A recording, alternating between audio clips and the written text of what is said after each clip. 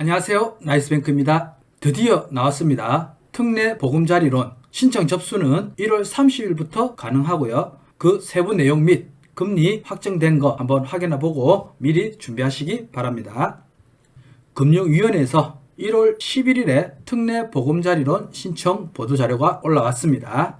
1월 30일부터 특례 보금자리론 신청을 접수합니다. 목적은 금리 상승기 4%대 고정금리 모기지론 공급으로 주거 안정망을 확충하기 위해서 나왔습니다. 주요 내용으로는 23년 1월 30일부터 기존의 보금자리론의 일반형 안심전환대출과 적격대출을 통합한 특례 보금자리론을 1년간 한시적으로 운영합니다. 주택가격이 9억 원 이하인 차주가 소득 제한 없이 최대 5억 원까지 LTV와 DTI 한도 안에서 이용이 가능합니다. 여기서 DSR은 미적용으로 합니다. 그래서 이 부분을 잘 체크를 하시면 될 것 같습니다. 시중 주담대보다 낮은 금리를 1월 말부터 적용을 해서 주택가격 6억 이하 그리고 부부 합산소득 1억 이하일 경우에는 4.65에서 4.95 그리고 주택가격 6억 초과 또는 소득 1억 초과일 경우 4.75에서 5.05%까지 해서 차주 특성별로 최대 90bp 우대 차감 하대 시장금리 상황 주금공 가용 재원 등을 감안하여 필요시 조정할 예정입니다. 이 90bp라고 하면은 0.9%를 말하죠. 지원 대상은 주택 가격이 9억 원 이하 주택이 대상입니다. KB시세 그리고 한국부동산은 시세, 주택 공시가격, 감정평가액 순으로 적용을 한다고 합니다. 소득은 기존 보금자리론 7천만 원 이하일 경우와 달리 소득 제한은 없습니다.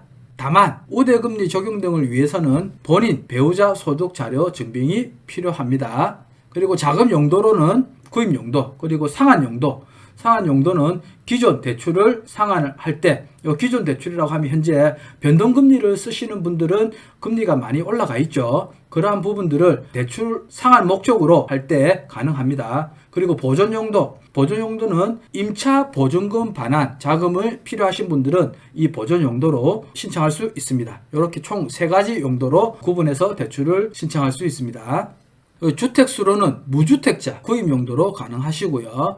1주택자는 상환 보존 용도로 신청이 가능합니다. 현재 1주택자이신 분들은 주의 깊게 보시면 될 것 같습니다.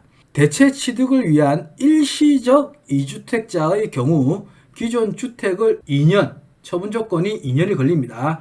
조건으로 취급이 가능합니다. 그래서 지금 현재 내가 주택을 하나를 가지고 있고요. 새로운 주택을 아파트를 구매해서 이사를 가려고 할 경우에는 일시적 2주택이 되죠. 그럴 경우 기존 주택을 2년 이내에 처분하는 조건으로 이 대출 신청을 할 수 있다고 보시면 될 것 같습니다. 자, 그리고 지원 내용으로 보시면 대출 한도는 최대 5억 원 이내에서 대출을 받을 수 있습니다. LTV는 최대 70%, 여기서 생애 최초 구입자는 80% 내에서 취급이 가능합니다. 그리고 비아파트, 연립, 다세대 단독주택일 경우에는 5%, 규제지역은 10% 추가 차감을 합니다. LTV에서. 단 실수요자 요건, 주택가격이 8억 원 이하일 경우 그리고 소득 9천만 원 이하일 경우 무주택자 이렇게 해당이 되시면 규제지역 차감 적용을 배제를 한다고 했습니다. 그래서 이 부분도 한번 체크를 해보면 될 것 같고요.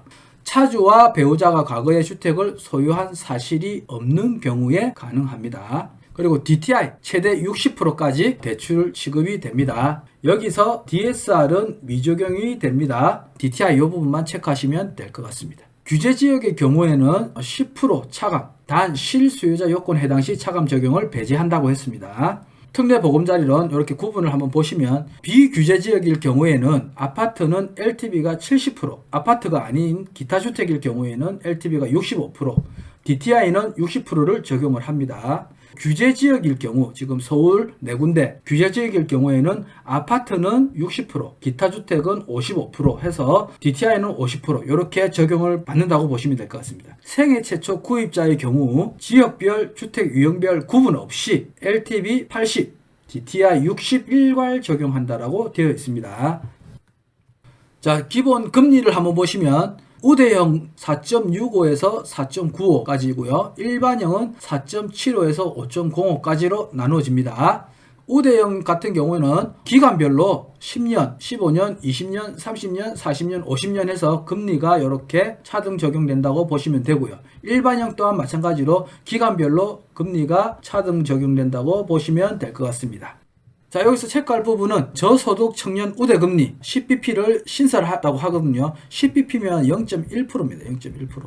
그래서 차주 특성에 따라서 최대 90bp까지 금리 우대가 가능하다고 합니다. 90bp면 0.9%죠. 0.9%까지 우대가 가능하다고 하는데 만 39세 이하, 주택가격 6억 이하, 그리고 부부 합산소득 6천만 원 이하일 경우 이렇게 우대금리가 가능하다고 합니다. 우대금리 적용 시는 3.75에서 4.05까지 대출금리가 인하될 수 있습니다. 특례 보금자리론 우대금리 적용안을 보시면 아낌이, 그리고 저소득 청년, 그리고 사회적 배려층, 신혼가구, 미분양 주택 등을 해서 상세 요건을 보시면 아낌이는 9억 원 주택가격이, 우대금리는 10bp라고 해서 중복 적용 가능하고요. 저소득, 사회적 배려층, 신혼가구, 미분양 주택은 주택가격이 6억 원 이하일 경우, 소득은 6천만 원에서 8천만 원 이하일 경우 신청이 가능합니다. 우대금리는 10bp, 40bp, 20bp 이런 식으로 해서 최대 80bp까지 우대가 가능합니다.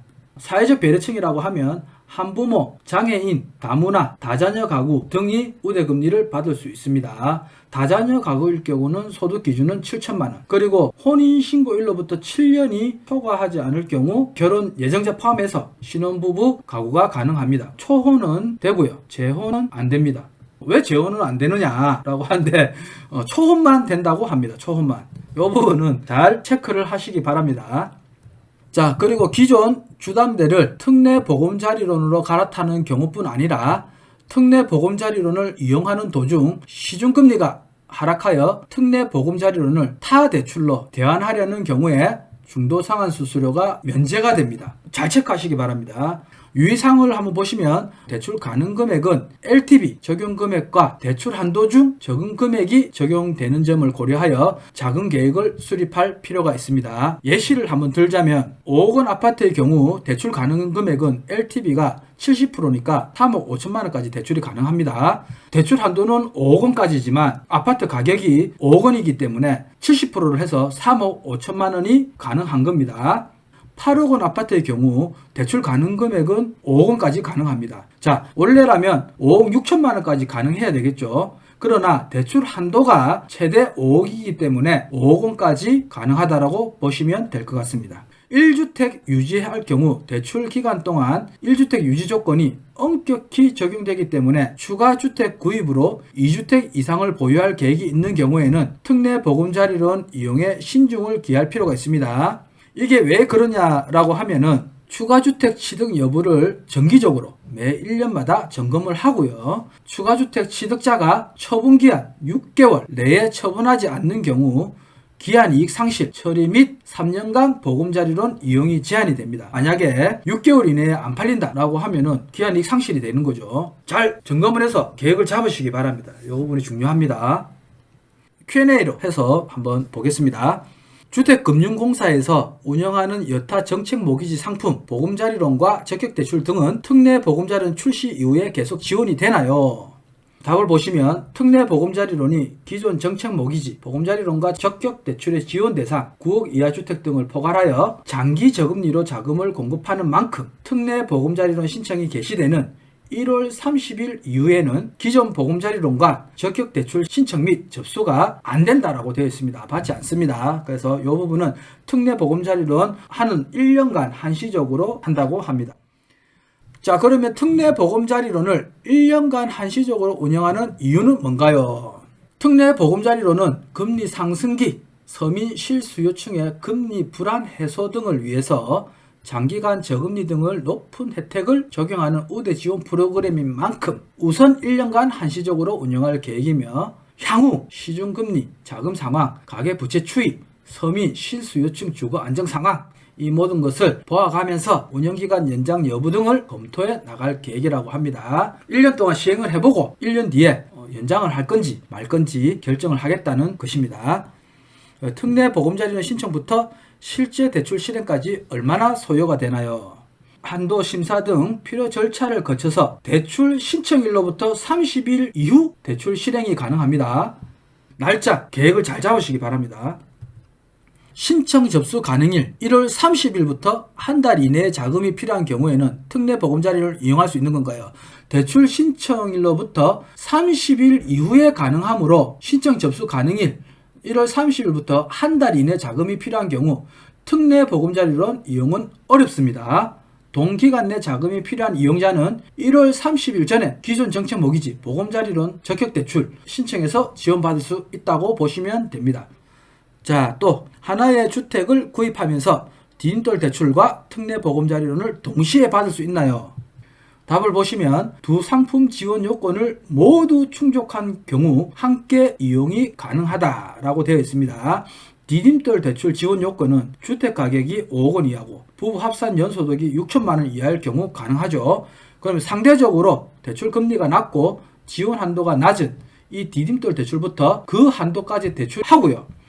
디딤돌 대출로부터 한도가 부족한 경우 특례 보금자리론을 나머지 필요한 만큼 신청하여 지원할 수 있다라고 해서 두 개를 동시에 받을 수 있다라고 보시면 될 것 같습니다. 자, 이 부분도 중요합니다. 오피스텔, 생활형 숙박시설 등 특례 보금자리론 대출을 받을 수 있나요? 라고 했습니다. 답을 보시면 오피스텔과 생활형 숙박시설, 기숙사, 노인복지시설 등 주택법상 주택이 아닌 준주택은 특례 보금자리론 이용이 불가합니다. 그래서 이 부분은 안 된다고 보시면 될 것 같습니다. 대출 실행 후에 추가로 주택을 구입할 수 있나요? 특례 보금자리론 대출을 실행한 이후 추가 주택 취득은 금지됩니다.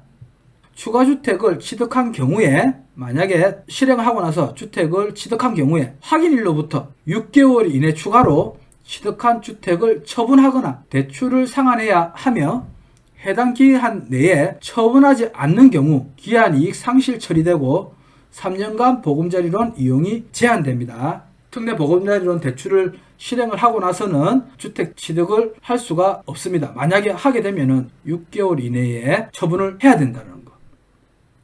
자, 신청 방법은 1월 30일부터 기존 보금자리론과 동일하게 한국주택금융공사 홈페이지 및 스마트 주택금융 앱을 통해서 신청이 가능합니다. 홈페이지에 들어가셔서 잘 보시고 신청을 하시면 될 것 같습니다.